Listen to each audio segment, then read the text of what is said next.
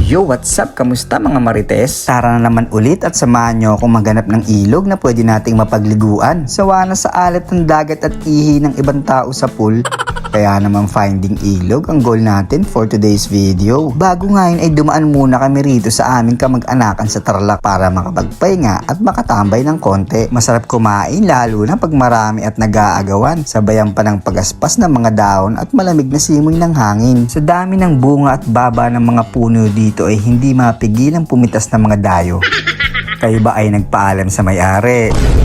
Baka tayo habulin ng itak at di na makauwi. Tayo, kumukuha tayo. Tayo, wala po siyang paalam mo.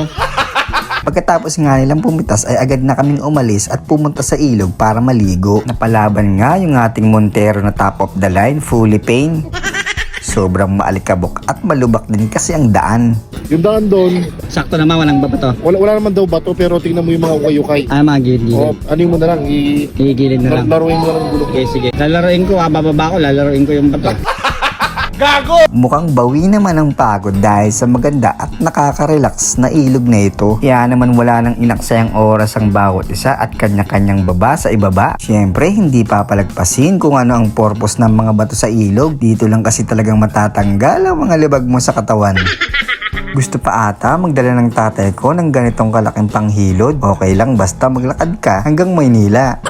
Siyempre, ano pa nga ba ang susunod? Lego. Cheers! Red Horse, baka naman. Kahit hindi ako umiinom niyan. Pamigay na lang natin sa mga viewers natin.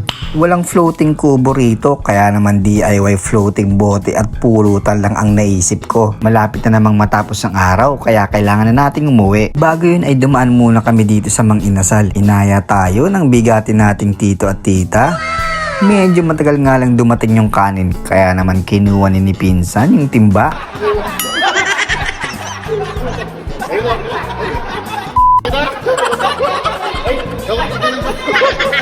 Meron pang pa-bonus na birthday song para kay Commander.